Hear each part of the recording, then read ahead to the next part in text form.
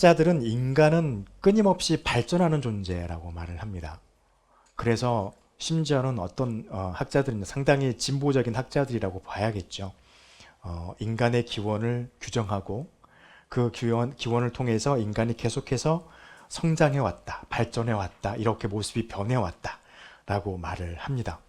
그러나 우리가 그렇게 알고 있던 그런 인간이 발전해 나아가는 것, 이것은 신앙을 떠나서 분명히 인정할 수 있는 부분들이 있습니다. 그래서 인간은 시간이 지나면 지날수록 더 편리한 것들을 만들어냈고 우리 인간들이 더 편리하게 살아갈 수 있도록 만들죠. 그것을 다른 말로 문명의 이기라고 말을 합니다. 그래서 문명이 발전하고 더 발전할수록 인간의 삶은 더 편해지고 더 빨라져 갑니다. 그래서 어떤 이들은 그렇게까지 말합니다. 인간은 이미 시간 여행을 하고 있다. 이런 말까지 합니다. 처음에 신기했습니다. 그래서 무슨 말인가 들어봤더니 인간의 평균 속도는 1.5km였다고 하죠. 그런데 지금 현대를 살아가는 인간의 평균 속도는 30km라고 합니다. 인간이 1초에 갈 수 있는 시간이 늘어난 거죠. 그래서 인간은 시간 여행을 하고 있다 라고 그렇게 말을 하더라고요. 과학적인 난센스죠. 근데 참 재미있는 이론이기도 합니다. 그래서 인간은 뭔가를 자꾸 발전시킵니다. 왜 그럴까요? 왜 그렇게 인간을 시간이 지나면 지날수록 뭔가를 자꾸 만들어내고 더 편리하게 만들고 더 발전시켜 갈까요? 우리가 생각해 볼 것이 첫 번째입니다. 인간은 항상 완벽이라고 하는 것을 만들려고 하는 목표가 있습니다. 이 완벽이라고 하는 것은 무엇을 향한 목표냐면요, 죽음을 탈출할 수 있는 방법이 무엇이냐를 찾는 거예요. 그래서 우리 인간의 역사를 보고 있으면 이 죽음을 벗어나기 위한 수많은 노력들을 합니다. 그래서 우리는 우리나라 이쪽에 문화권에 있으니까 가장 죽음을 이겨내기 위해서 노력했던 왕, 그럼 진시황을 우리는 떠올립니다. 그래서 불로초를 찾아오라고 사람들을 막 보내죠. 현대에 들어와서는 어떻습니까? 불로초 찾지 않습니다. 어떤 하늘을 쓰지 않습니다. 물론 그것이 우리에게 좋은 역할을 할 때 있으니까 그것을 찾아서 먹죠. 그러나 지금은 그걸 찾지 않습니다. 지금은 뭘 찾냐면 유전학적으로 죽음이 어떤 건지를 규정하려고 그러고 죽음을 부르는 물질이 어떤 건지를 막 찾아요. 그래서 노화를 부르는 게 어떤 건지를 막 찾고 그거를 찾아내면 그 즉시 어디로 가냐면 여성들의 화장품에 그냥 기술이 몇 년 있으면 샥샥 들어가죠. 그래서 콜라겐을 화장품에 집어넣고 뭘 넣고 막 이럽니다. 그래서 인간이 노화가 점점 더뎌지게 늦춰지게 하는 것들을 계속 만들어내요. 이유는요, 안 죽으려고. 그래서 그런 거 공상과학 만화 영화에 보면 SF 영화나 만화에 보면은요, 어느 용에게 들어갔다 나오면 갑자기 젊어져가지고 나오고 또 한 2, 300년 살다가 또 다시 들어가서 젊어져서 나오고 하는 그런 영화도 있는가 하면 어떤 거에는 사람 머리에 칩을 심어가지고 이 육체는 금방 죽으니까 이렇게 다운로드 했다가 다른 육체에 들어가가지고 다운로드 다시 또 이렇게 업로드 하면은 내가 살아가지고 예전에 있던 의식 가지고 다른 몸으로 또 살아가는 그런 기발한 그런 SF 영화들도 막 만들어집니다. 이유는 한 가지예요. 죽음에 대한 탈출을 위해서 인간은 계속해서 뭔가를 만들어냅니다. 죽지 않으려고. 그렇게 하다 보니까 이를 위해서 사용하는 수단이 과학이라고 하는 수단이 들어오게 됐던 것이죠. 그래서 과학이 인간의 수명을 정말 많이 늘려놓았죠. 특별히 현대에 와서 유전학이라고 하는 것들이 발전하면서 참 이거를 좋은 거라고 해야 될지 아니면 좀 심한 말로 징그럽다고 해야 될지 모르겠어요. 잘못하면 130년 산다고 그러잖아요. 답답합니다. 130년 동안 어떻게 먹고 살아야 되나 이런 생각을 하는 사람들이 있어요. 그래서 그때까지 어떻게 일하고 살는지 지금도 55세 되면 은퇴한데 그러고 난 다음에 60년을 또 살아야 되는데 이거 어떻게 사냐 막 이렇게 걱정하시는 분도 생겨나기도 합니다. 이건 그만큼 과학이라는 수단이 그렇게 만들어가고 있다는 것이죠. 그런데 또 어떤 사람들은요, 그런 것들을 발판 삼아서 어떻게 하면 인간이 더 이상적으로 살아갈까 고민을 막 합니다. 그래서 그것을 사용하는 것이 정치적인 수단을 사용하는 것이죠. 바로 이념입니다. 공산주의라는 이념을 사용하기도 하고 민주주의라고 하는 이념을 사용하기도 하고 제국주의라든지 우리 민족만 잘 살면 되고 우리나라만 잘 살면 된다라고 하는 그런 국수주의 이런 주의들이 막 나오기 시작하고 그런 것 때문에 전쟁이 일어나죠. 이상을 설정해놓고 그것을 추구하려고 하는 인간의 발전이라고 하는 그것이 사람을 완벽하게 만들 수 있지 않을까라고 하는 것 때문입니다. 그런데요, 우리는 잘 알아요. 이것들의 결과는 결국에 무엇입니까? 완벽함을 찾나요? 찾지 못해요. 완벽함을 찾으러 가지만 역시 우리가 찾을 수 있는 것은 불완전하다고 하는 것밖에 찾지 못합니다. 그럴 수밖에 없는 이유는 한 가지죠. 성경은 말합니다. 인간이 타락했기 때문이다. 인간이 타락했다라고 할 때 타락은 무엇을 말합니까? 하나님께서 말씀하신 것을 인간이 어긴 것이 타락이에요. 우린 창세기 2장 17절에서 잘 압니다.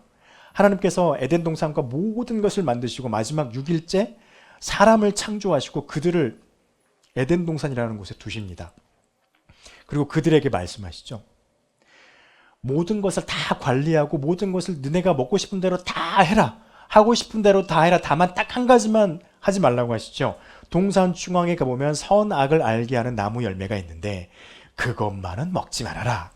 제한을 두시죠. 그러면서 말씀하십니다. 내가 만약 그것을 먹는다면 네가 반드시 죽으리라. 말씀하시죠. 그런데 인간이 어떻게 됐습니까? 물론 여기에는 핑계죠. 뱀 속에 들어간 사탄이 인간을 꼬드겨가지고 저거 먹으면 너네가 하나님처럼 될 수 있어. 이렇게 말하죠. 거기에 넘어갑니다. 알면서도 따먹죠. 그래가지고 그걸 먹었더니 어떻게 됐습니까? 3장 7절에 보니 그렇게 기록하죠. 창세기 3장 7절에. 그들이 먹었더니 이에 그들의 눈이 밝아져서 자기들이 벗고 있는 줄을 알게 되었고 무화과 나뭇잎을 따다가 그거를 엮어서 치마를 입었더라. 이렇게 돼 있어요. 참, 이걸 보고 있으면 답답합니다. 여기에도 엄청나게 많은 일들이 있어요. 대표적인 질문이요. 아담과 하와가 선이 무엇이고 악이 무엇인지 몰랐을까요? 죽음이 뭐 어떤 것인지 몰랐을까요? 알았다는 것입니다. 정확하게 알고 있다는 겁니다. 선이 어떤 것인지 악이 어떤 것인지 정확하게 알고 있다는 겁니다. 죽는 것이 어떤 것인지 정확하게 알고 있다는 거예요. 그런데 왜 그들이 먹었을까? 하나님처럼 되고 싶었다는 욕심이 생긴 겁니다. 그리고 그 결과요. 그들의 눈이 밝아졌다. 이렇게 돼 있어요. 눈이 밝아졌다 보니까 뭔가 못 보던 것이 확 튀어졌을까? 이렇게 생각할 수 있잖아요. 그렇지만 그렇지 않습니다. 죄가 어떤 것인지, 죄에 대한 형벌이 어떤 것인지, 하나님께서 주시는 그 죄에 대한 형벌이 어떠한 고통을 수반하는지 아담과 하와가 몰랐더라면 괜찮아요.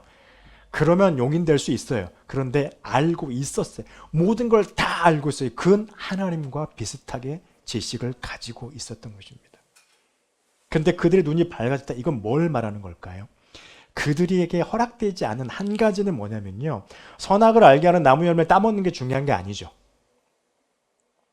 선악을 알게 하는 나무 열매를 따먹었더니 그들에게 어떤 게 생겼냐면 선과 악을 판단하겠다라고 하는 욕심이 생긴 겁니다. 그게 밝아졌어요. 그들이 그 생각이 들어온 거예요. 그랬더니 딱 보니 내 옆에 있는 나의 아내를 봤더니 벌거벗고 있는 부끄러운 모습이라고 하는 것에 대한 판단이 선 거예요. 길어지니까. 그들의 눈이 그렇게 밝아진 거죠. 정죄하기 시작합니다. 죄가 시작된 거죠. 그래서 인간은 타락했다고 말합니다. 이랬던 그 사람들을 하나님 그냥 내버려두지 않았죠. 하나님 앞에 나올 수 있는 방법을 주셨어요. 시간이 지난 이후에도. 어떤 거였냐면 번제라고 하는 희생제사를 통해서 하나님 앞에 나올 수 있도록 해주셨습니다. 그래서 1년에 한 번씩 대속제일이 되면 짐승을 끌고 와서 그 짐승에게 자기 죄를 다 제사장에게 말하면 제사장이 그 짐승의 머리에 안수하고 그 짐승을 하나님 앞에 잡아서 불로 태워서 하나님께 향기로 드려서 그 사람의 1년의 모든 지은 죄들을 전부 다 불에 태워서 없애는 그런 의식을 행하게 되었던 것이죠.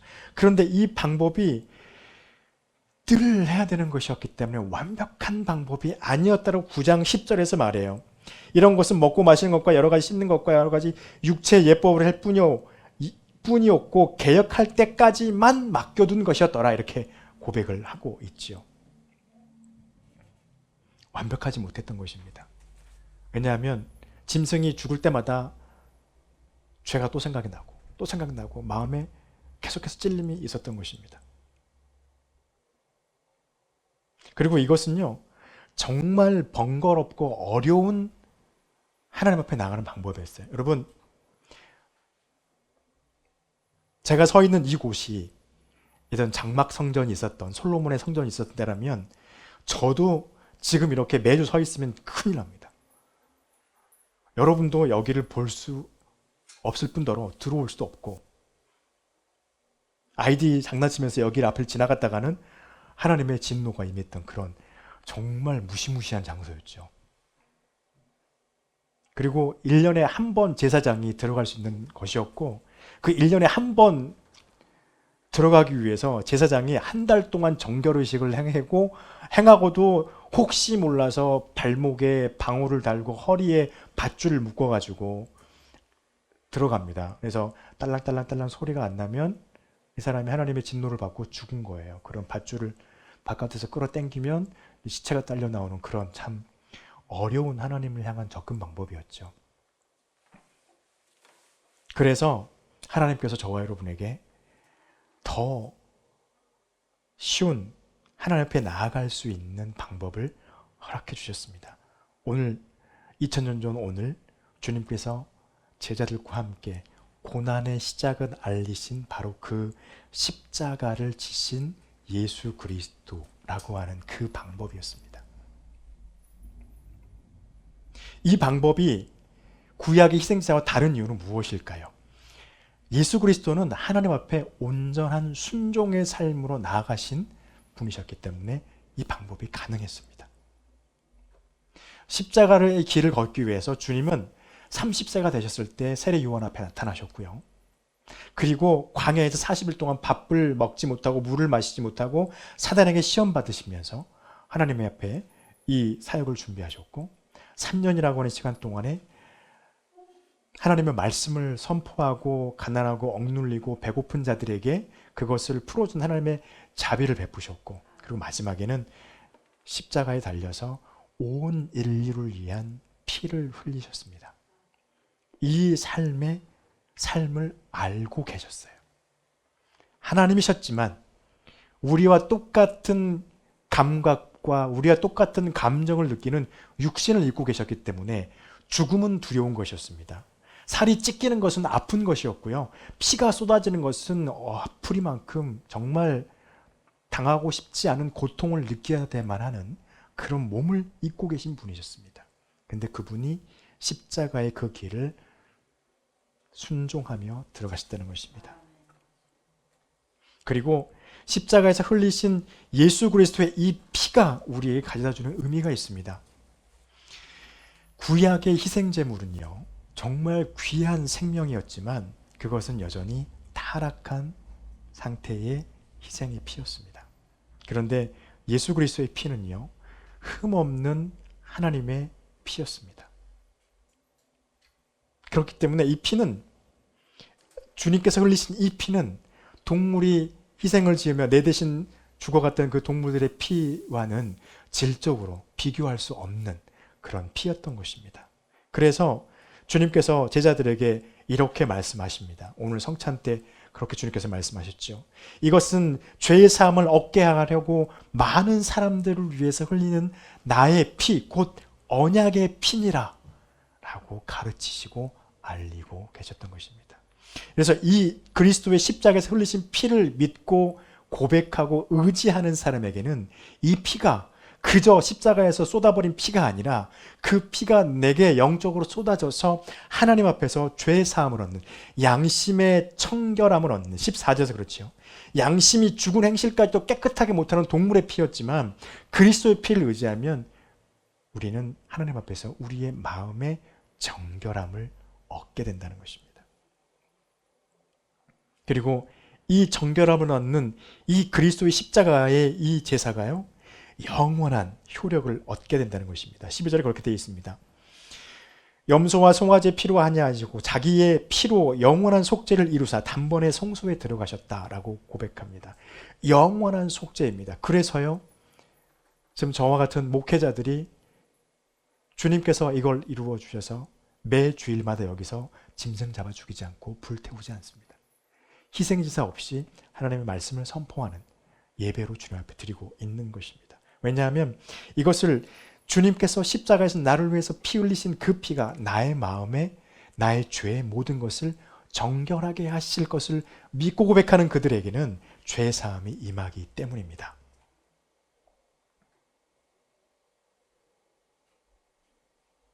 여러분, 중요한 게 있습니다. 15절 말씀에 있죠. 부르심을 입은 자로 하여금 영원한 기업의 약속을 얻게 하려 하심이라. 여러분, 이것은요, 그리스도의 십자가의 피가 온 세상에 온 인간에게 선포되었습니다. 그러나 중요한 것은요, 그 선포된 예수 그리스도의 십자가의 그 피를 믿으며 고백하는 자, 그 십자가를 믿으면 내 죄사함을 받고 하나님의 자비를 얻고 하나님의 구속, 즉 구원이죠. 영원한 생명이죠. 그것을 얻는다고 고백하는 사람들에게 주어지는 것이 하나님의 구원이라는 거예요. 그리스도가 십자가에서 흘리신 이 피에 속해 있는 이 제사의 효력이 그렇게 고백하는 자에게만 주어진다는 거예요.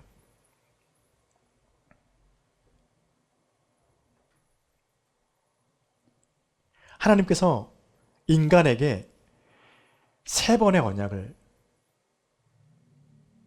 많게는 4번의 언약을 하셨습니다. 첫 번째 언약은요, 에덴 동산에서 아담과 하셨던 언약입니다. 그런데 그것은 깨졌죠. 우리가 앞에서 보았던 것처럼. 두 번째 언약은요, 이 인류가 너무 죄가 만연해서 하나님이 물로 인류를 심판해버리죠.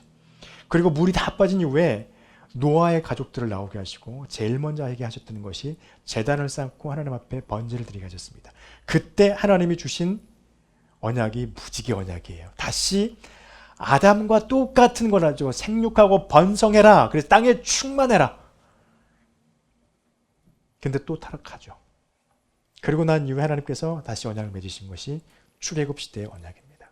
그런데 이스라엘이 어떻게 됐습니까? 다시 타락하게 되죠. 왜냐하면 죄성이 있는 인간이기 때문에 도저히 할 수 없어요. 그래서 결국엔 하나님께서 만드신 마지막 단계 언약을 세우십니다. 하나님이 직접 육신을 입고 이 땅에 오셔서 자신이 스스로 제물이 되셔서 영원한 제사를 드리십니다.